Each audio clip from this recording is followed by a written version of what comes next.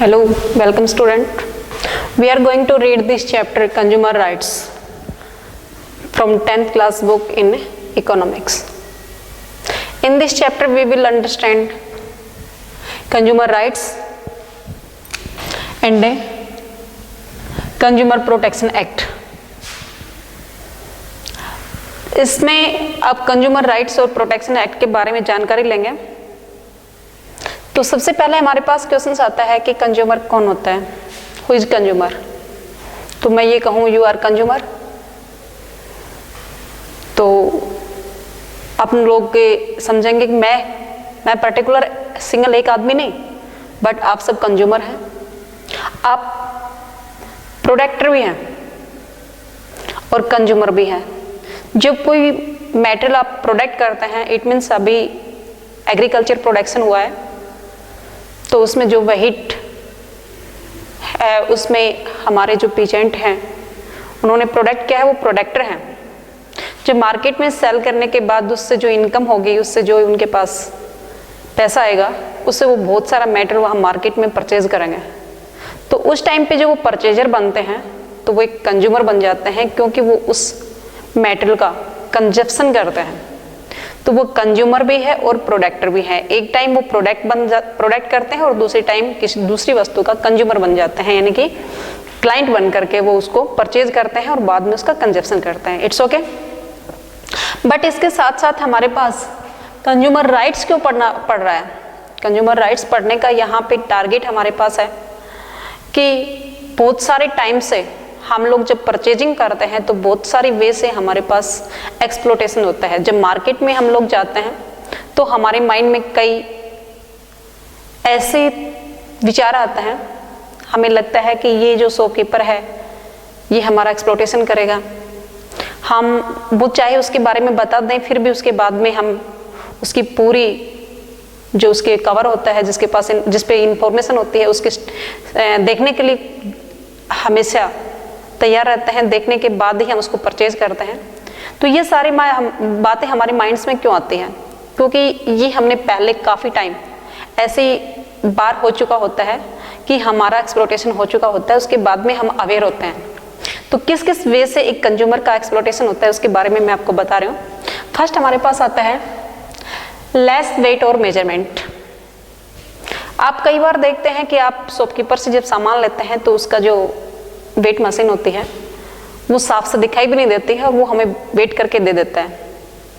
और अगर हम बाद में उसको रिवेट करें, इट मीन्स दोबारा से तोल करके देखें, तो उसमें मैक्सिमम टाइम हमें लेस उसका वेट मिलता है। तो वो पहले ही ऑलरेडी हमारा एक्सप्लोटेशन वहाँ पे कर लेता है। इस बात के लिए हमें अलर्ट होना है। It's okay. नेक्स्ट पॉइंट में हमारे पास आता है हाई रेट और एक्स्ट्रा चार्ज। वो हाई रेट लेता है, या कई बार उसका रेट उस पर लिखा होता है, MRP होता है, मैक्सिमम रिटेल प्राइस उसके ऊपर होता है, बट उसके बाद में भी वो हमसे ज़्यादा प्राइस लेता है और हम लोग उसको देने के लिए एग्री भी हो जाता है। फॉर एग्जाम्पल पे आपके पास ये मार्कर है, इस मार्कर की कॉस्ट इसके ऊपर लिखी हुई है 15 रुपीज़, बट जब शॉपकीपर हम लेते हैं, हम परचेज करते हैं, तो हमें 3 रुपीज़ एक्स्ट्रा चार्ज लेता है और उसके बाद में हम एग्री भी हो जाते हैं। वो जो शॉपकीपर है वो एक्सक्यूज लेगा कि मैं आपको सर्विस दे रहा हूँ, इसलिए सर्विस चार्ज और ट्रांसपोर्ट का इन्वेस्टमेंट इसके ऊपर है। बट आप लोग इसके ऊपर देखेंगे तो इसके ऊपर लिखा हुआ होता है इंक्लूडिंग ऑल टैक्स। जो सर्विस टैक्स वो हमसे मांग रहा है वो ऑलरेडी इसके अंदर इंक्लूड है। वो 15 रुपीज़ में ही उसकी सर्विस भी उसके पास अपने आप ही ऑलरेडी आ जाएगी। अब आप सोच रहे होंगे कैसे आ जाएगी, क्योंकि उसको ये जो मार्कर है ये 15 रुपीज़ में उसको नहीं मिला, उसको 11-12 रुपीज़ में उसको मिल गया था, और वो 2 या 3 रुपीज़ आपके पास एक्स्ट्रा ले रहा है, वो उसकी सर्विस चार्ज है। It's okay.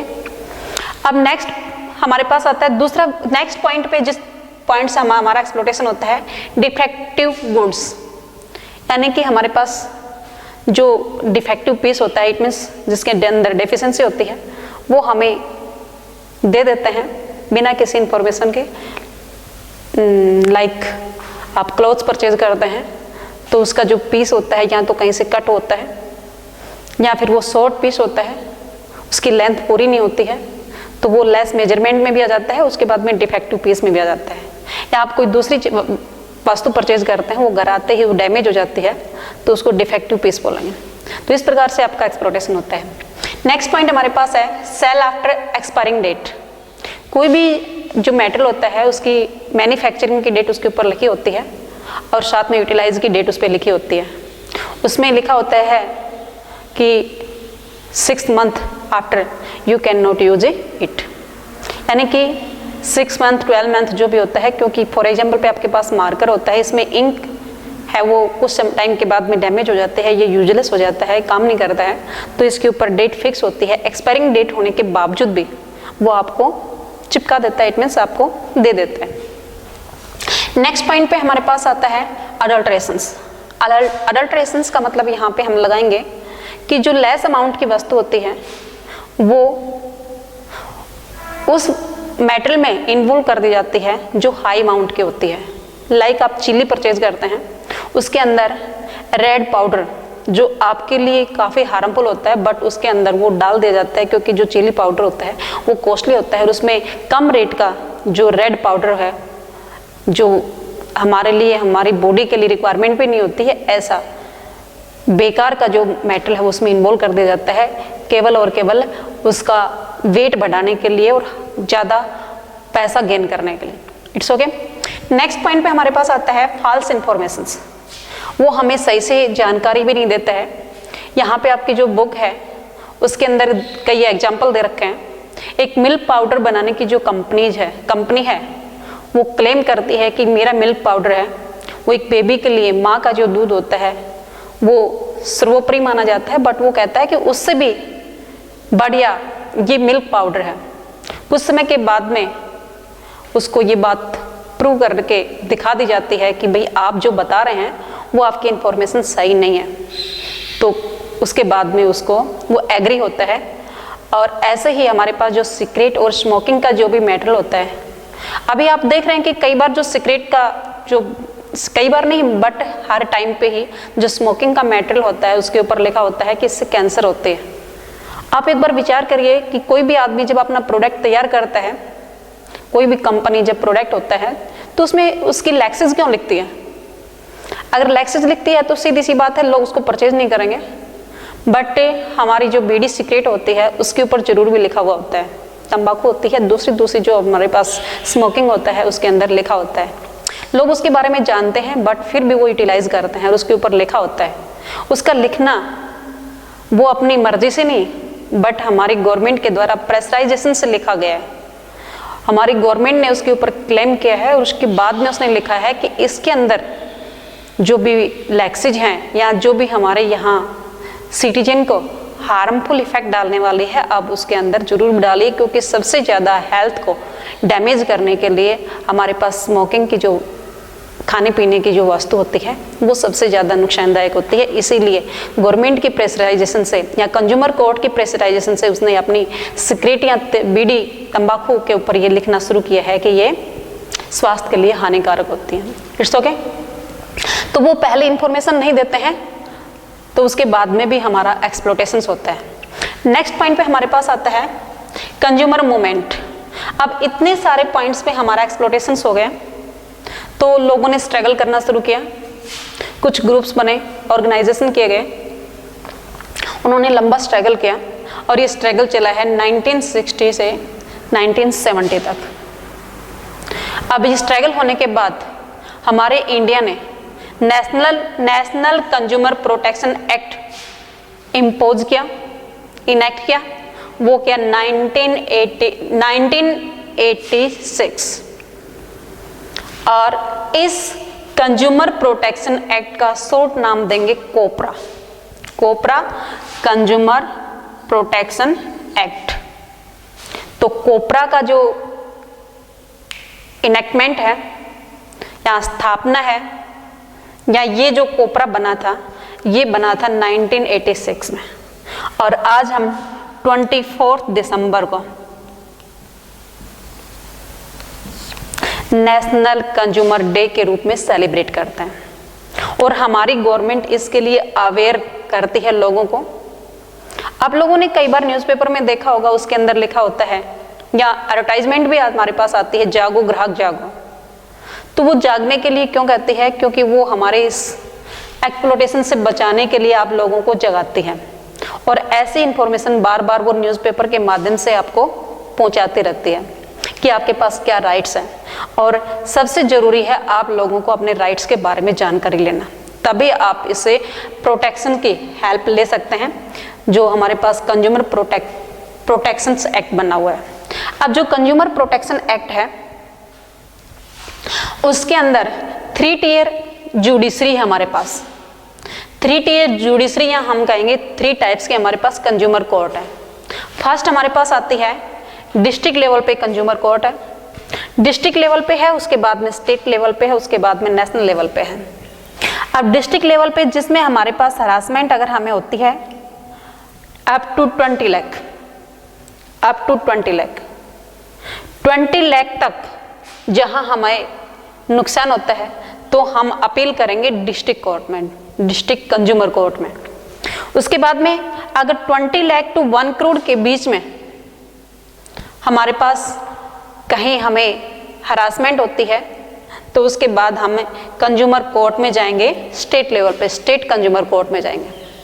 लाइक आप लोग अपनी बिल्डिंग बनाते हैं और उसमें सीमेंट है, वो बेकार आते हैं और कुछ टाइम के बाद में वो सीमेंट के कारण आपकी जो बिल्डिंग है वो डैमेज हो जाती है, तो उसके बाद में आप लोग क्लेम करेंगे। वो क्लेम करने के लिए आपने जो नुकसान आपका हुआ है वो करोड़ों का हो गया, सीमेंट आपने बेशक से कम ही अमाउंट में ली हो बट आपका नुकसान है वो काफ़ी हो गया, तो आप उसमें स्टेट लेवल के कंज्यूमर कोर्ट में जाएंगे, क्योंकि अभी आपने केवल सीमेंट का ही नहीं लेना बट आप लोग उसमें पूरी बिल्डिंग का जो क्लेम है, जो नुकसान हुआ है उसका क्लेम लेना है, इसलिए आप स्टेट लेवल के कंज्यूमर कोर्ट में भी जा सकते हैं। और उसके बाद में हमारे पास है अबव 1 करोड़, 1 करोड़ से ज़्यादा का अगर आपको कुछ नुकसान हुआ है तो उसके बाद में आप नेशनल लेवल के कंज्यूमर कोर्ट में अपील करेंगे। अगर आपको यहाँ से कोई सेटिस्फेक्शन का रिजल्ट नहीं मिलता है तो चाहे वो लेस देन 20 लाख का ही अमाउंट क्यों ना हो, जहाँ आपको नुकसान हुआ है आप यहाँ से सेटिस्फाई नहीं है उसके बाद यहाँ पे जा सकते हैं, यहाँ पे सेटिस्फाई नहीं है तो यहाँ पे जा सकते हैं। आपके पास यहाँ बुक जो आपके पास है उस बुक में एग्जाम्पल दे रखा है, एक लड़का है जिसके अंदर उसको टॉन्सिल हो जाता है और डॉक्टर है वो उसको इग्नोर करता है, उसके बाद में इग्नोर इट मीन्स लापरवाही से उसका ट्रीटमेंट करता है, बाद में वो हैंडीकैप्ड हो जाता है। उसका फादर उसके लिए क्लेम करता है, केरल का कोई स्टूडेंट है यहाँ पे जिसका एग्जाम्पल दे रखा है, तो केरल का जो डिस्ट्रिक्ट कोर्ट है उसका नहीं सेटिस्फेक्शन, उसका रिजल्ट ना होने के बाद में उसने स्टेट लेवल और नेशनल लेवल तक उसने अपील की है और बाद में उसको क्लेम मिला है। ऐसे कुछ दूसरे एग्जाम्पल भी आपकी बुक्स में दे रखे हैं। नेक्स्ट पॉइंट पे अब हम इसमें पढ़ेंगे कंज्यूमर राइट्स के बारे में। तो आपके पास आप एक कंज्यूमर हैं और कंज्यूमर होने के नाते आपको पता होना चाहिए कि आपके पास राइट कौन कौन से हैं। अब आपके पास सबसे पहले आता है right to information. Right to information for example पे आप शैम्पू लेते हैं, क्रीम लेते हैं, साबुन लेते हैं या दूसरी जो भी आपके पास रिक्वायरमेंट होती है, तो वो आपके लिए बहुत काफ़ी इंफॉर्मेशन लेना काफ़ी ज़रूरत होता है। अगर आपने उसकी इंफॉर्मेशन नहीं ली तो वो क्रीम आपकी स्किन को डैमेज कर सकती है, आपकी दूसरी एलर्जी हो सकती है, दूसरी जो डिजीज हैं वो भी नहीं आ सकती हैं, नई डिजीज आपके पास से आप पे उसमें प्रॉब्लम क्रिएट हो सकती है या नई डिजीज आपको हो सकती है। इन सभी प्रॉब्लम्स को सोल्यूशन करने के लिए सबसे पहले आप जो भी परचेजिंग करेंगे उसकी इंफॉर्मेशन लेने का अधिकार आपके पास है। अब जहाँ से परचेज करते हैं तो उससे पहले उसके बारे में पूरी डिटेल से पूछिए या फिर उस मैन्युफैक्चरिंग के ऊपर मैन्युफैक्चरिंग डेट के साथ साथ जहाँ से वो मैन्युफैक्चर होता है, जहाँ से तैयार होता है, उसके ऊपर बाकायदा लिखा होता है जो आपको स्टडी करनी है कि इसके अंदर कौन कौन सा इस क्रीम में कौन कौन सी ऐसी मेडिसिन है जो इसमें इन्वॉल्व की है, कौन सी ऐसी दूसरी जो केमिकल हैं जो इसमें डाले गए हैं और जो आपके बॉडी के लिए हार्मफुल हो सकते हैं। तो आप उसको पहले देखिए, ये इन्फॉर्मेशन लेने के पास आपका अधिकार है। सेकंड हमारे पास है राइट टू चॉइस। चॉइस ले सकते हैं आप, आपके पास अगर उसका सब्स्टिट्यूट है तो आप चॉइस ले सकते हैं, आपको कोई प्रेशराइज नहीं करेगा। ऐसा भी नहीं है कि आप एक शॉपकीपर के पास चले गए तो वहाँ से परचेज करना ही जरूरी है, वो आपको प्रेशर नहीं कर सकता है। आप चॉइस है, आप देख लीजिए, उसके बाद में अगर आप चूज करेंगे तो ही वो आपको देगा, अन्यथा वो जबरदस्ती नहीं कर सकता। आप किसी भी, क्योंकि हमारे पास से आज का जो टाइम है वो इंटरनेशनल मार्केट का है, तो हमारे पास उस मार्केट के अंदर अगर दूसरी कंपनी की या दूसरी फॉरेन कंट्री की अगर वस्तु है, कोई भी चीज़ है, जैसे लाइक आपके पास फ़ोन है तो आप चाइना के या दूसरी जापान के, made in Japan, made in China, made in India, बहुत सारे आपके पास ऑप्शन होंगे, आप किसी का भी परचेज कर सकते हैं, आपके पास चॉइस करने का अधिकार है। नेक्स्ट है राइट टू सीक रिड्रेसल। रिड्रेसल्स क्या होती है बेटा? ये होती है जब आपको कहीं हरासमेंट हो गया, कहीं नुकसान हो गया, नुकसान आपके पास हो गया, फॉर एग्जांपल पे आपने यहाँ पे एक्सपायरिंग डेट होने के बाद मेडिसिन ली और एक्सपायरिंग डेट के बाद वो मेडिसिन आपको एक पॉजिटिव ना लेकर के आपके पास नेगेटिव इफेक्ट डालती है, तो इसका हरासमेंट जो आपको हुआ है उसके लिए आप क्लेम करेंगे और उस क्लेम के लिए आप कहाँ जाएंगे? कंज्यूमर कोर्ट में जाएंगे। तो ये आपके पास जितना भी आपके पास अधिकार है, जो राइट्स हैं, उन सभी का आप यहाँ पे इसमें कंज्यूमर कोर्ट में जाकर के उसका सॉल्यूशन निकाल सकते हैं, जो राइट टू सीक रिड्रेसल्स के नाम से जाना जाता है। नेक्स्ट आपके पास और राइट्स कौन सा है? वो है right to get a cash memo, यानी कि बिल ले सकेंगे आपको। तो आप बिल लेंगे जरूर भी। कई बार क्या होता है कि जो शॉपकीपर होता है वो विदाउट बिल या एक वाइट पेज पे आपको लिख के दे देता है कि आपने ये सामान परचेज किया। It is not legal. अगर आप उस बिल को लेकर के कंज्यूमर कोर्ट में जाएंगे तो आपकी कोई नहीं सुनेगा, इसलिए आप लोगों को वहां से रसीद लेना जरूरी है, बिल लेना जरूरी है। उस बिल के साथ ही प्रूव होगा कि आपने ये सामान यहाँ से परचेज किया है या नहीं। It's okay. नेक्स्ट पॉइंट पे हमारे पास आता है बेटा राइट टू रिप्रेजेंट। रिप्रेजेंट का मतलब होता है कि आपके पास अधिकार है, जब आपका कोई नुकसान होता है तो उसके बाद में आप कंज्यूमर कोर्ट में जाकर के अपने आप को रिप्रेजेंट कर सकते हैं। It's okay. ये आपके पास राइट्स हैं जो आपको याद रखना है।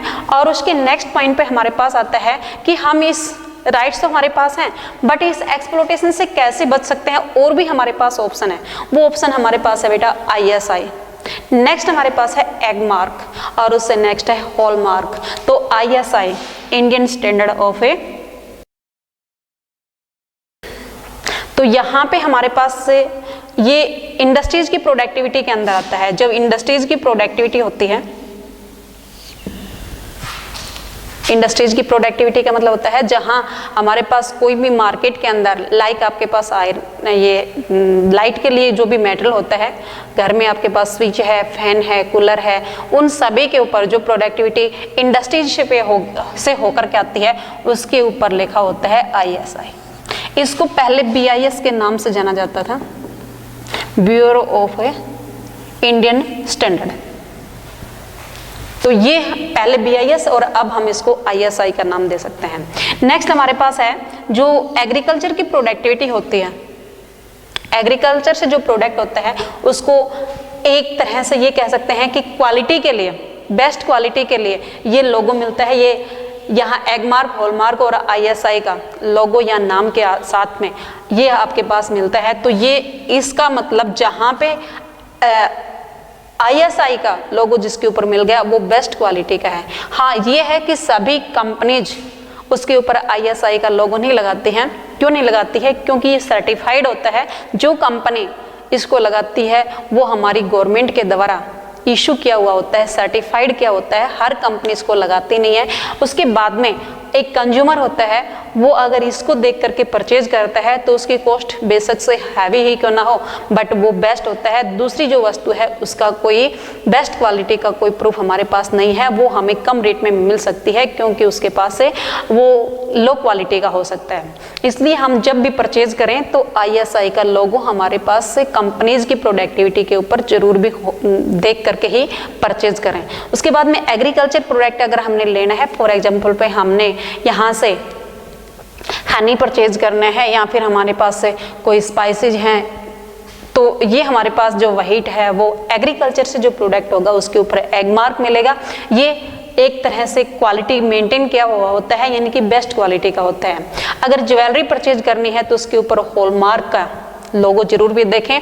ये जो एग्रीकल्चर के ऊपर प्रोडक्टिविटी के ऊपर जो एगमार्क का लोगो जो लगाते हैं वो हमारी मिनिस्ट्री ऑफ एग्रीकल्चर मिनिस्ट्री के द्वारा जो अथोराइज होते हैं वो इसको परमिट करते हैं, ये इसको परमिशन देते हैं। उसके बाद में वो कंपनी अपने पास एगमार्क लगा सकती है। नेक्स्ट हमारे पास हॉलमार्क होता है। जो ज्वेलरी होती है, क्योंकि ज्वेलरी आप लोग देखते हैं उसके अंदर बहुत सारी मिलावट होती है, वो काफ़ी कॉस्टली होती है। गोल्ड है वो काफ़ी कॉस्ट में हमें मिलता है, तो उसके अंदर काफ़ी जो दूसरा मेटल है वो उसके अंदर मिलावट कर दिया जाता है। और जो उस अडल्ट्रेशन से बचने के लिए हम जब भी ज्वेलरी को परचेज करें तो हॉलमार्क की परचेज करें, क्योंकि ये अपने आप को शुद्धता का प्रमाण देने वाला है और ये एक क्वालिटी, बेस्ट क्वालिटी का होता है। It's okay. अब नेक्स्ट पॉइंट पे हमारे पास आता है कंज्यूमर मूवमेंट फॉरवर्ड। तो ये तो हमने पढ़ लिया था कि हमारे पास कंज्यूमर जो राइट्स है, कंज्यूमर कोर्ट में जो कंज्यूमर प्रोटेक्शन एक्ट पास किया है वो 24 दिसंबर को हम हर साल सेलिब्रेट करते हैं। हम इंडिया का नेशनल है, नेशनल कंज्यूमर डे है ये। और उसके बाद में हमारे पास ये कंज्यूमर मूवमेंट इतने सारे हमने देख लिया कि कंज्यूमर कोर्ट हमारे पास 3 टाइप्स का है, उसके बाद में हमारे पास कुछ राइट्स भी हैं, बट फिर भी हमारा एक्सप्लॉयटेशंस है वो यहाँ से बहुत ही कम इसका सॉल्यूशन देखने के लिए मिलता है। ये एक्सप्लॉयटेशन सेम वैसे के वैसे है, क्योंकि हमने देखा है कि यहाँ अब फिलहाल भी ऐसे ब्लैक मार्केटिंग का या हॉर्डिंग इट मीन से लोग अभी उसको जमा कर लेते हैं और बाद में जब उसकी डेफिशिएंसी हो जाती है बाजार में तो उसके बाद में उसको सेल करते हैं। तो इस प्रकार से वो जमाखोरी करते हैं। या फिर ब्लैक मार्केटिंग का मतलब होता है कि हैवी कॉस्ट पे उसको मार्केट में चोरी छुपे बेचना, वो ब्लैक मार्केटिंग का में आता है। इस प्रकार का काम हमारे पास दिनों दिन देखने के लिए मिलता है। उसके बाद में ये सारा क्यों हो रहा है, यानी कि इतना सारी प्रॉब्लम, ये कंज्यूमर कोर्ट भी हमारे पास है, कंज्यूमर राइट्स भी हमें दिए गए हैं और उसके बाद में भी हम इसका सॉल्यूशन नहीं निकाल पा रहे हैं। उसके लिए कुछ लैक्सेज हमारे पास हैं, तो उसके ऊपर हम चर्चा करेंगे। तो लैक्सेज क्या है बेटा? सबसे पहले हमारे पास डेफिशिएंसी है डिले इन जस्टिस। हमारा जो सिस्टम है, जो कंज्यूमर कोर्ट है, वो बहुत ही डिले कर देता है, यहाँ तक कि कई बार किसी आदमी की डेथ भी हो जाती है तब तक उसको क्लेम भी नहीं मिल पाता है। उस फॉर एग्जांपल पे अगर मान लो किसी ने डॉक्टर के ऊपर क्लेम किया है और डॉक्टर की इग्नोरेंस से वो डिजीज उसके पास नई डिजीज आ गई, उसके बाद में डेथ हो जाती है, बाद में उसको उसका जस्टिस मिलता है, तो वो किसी भी काम का नहीं आता। इसलिए लोग कंज्यूमर कोर्ट में जाते हुए हेजिटेशन करते हैं। नेक्स्ट हमारे पास आता है बेटा हैवी लोड एंड एक्सपेंडिचर। अब लोड उसका ज़्यादा होता है, इट मीन्स ज़्यादा उसमें ये बार बार उसको फोर्स करना और उसकी रोजाना नई डेट डिक्लेयर करना, और उस प्रकार से जो कंज्यूमर है वो उसमें कोर्ट में जाने से बार बार अपना टाइम वेस्ट समझता है और काफ़ी हैवी उसका एक्सपेंडिचर होता है, उसका खर्चा भी बहुत ज़्यादा आता है, जिसके कारण वो हरासमेंट लेता है और कंज्यूमर कोर्ट में जाने से हेजिटेशन करता है।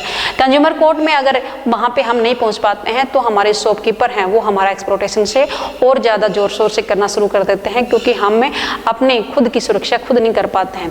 नेक्स्ट पॉइंट पे हमारे पास आता है डेफिशिएंसी ऑफ अवेयरनेस। हमारे पास से अवेयरनेस की डेफिशिएंसी है, क्योंकि हम लोग इतनी सारी अवेयर नहीं है। हमारी गवर्नमेंट हमें अवेयर करने के लिए प्रयास कर रही है, बट फिर भी हमारे पास कुछ लैक्सेज है जिसके बारे में हमें जानकारी नहीं है, जिसके कारण हमारा एक्सप्लॉयटेशन होता है और हमारे कंज्यूमर प्रोटेक्शन एक्ट भी सही ढंग से उसका यूटिलाइजेशन नहीं हो पाता है। नेक्स्ट पॉइंट है हमारे पास आता है rule and regulations are not strict. हमारे रूल रेगुलेशन स्ट्रिक्ट नहीं है। अगर कोई एक्सप्लॉयटेशन करता है तो उसके अगेंस्ट किस प्रकार की कार्रवाई हो, ऐसा हमारे पास कोई स्ट्रिक्ट डायरेक्शन नहीं है। नेक्स्ट पॉइंट पे हम बता सकते हैं कि हमारे पास लिमिट सब्स्टिट्यूट अनलिमिट सब्स्टिट्यूट नहीं है, यानी कि हमारे पास लिमिट कंपटीशन है। अगर हमारे पास यहाँ इंटरनेशनल मार्केट में बहुत सारा मेटेरियल परचेज करने के लिए मिल जाता है तो हम उसको ऑप्शन में देख सकते हैं कि हम कौन सा परचेज लें। इसलिए हमारे पास से ऑप्शन की डेफिशिएंसी होने के बाद हमारा एक्सप्लॉयटेशन होता है और रूल रेगुलेशन है वो भी ज़्यादा अच्छे ढंग से उसमें इम्प्लीमेंट नहीं हो पाता है, क्योंकि हमारे पास दूसरा कोई ऑप्शन नहीं होता है।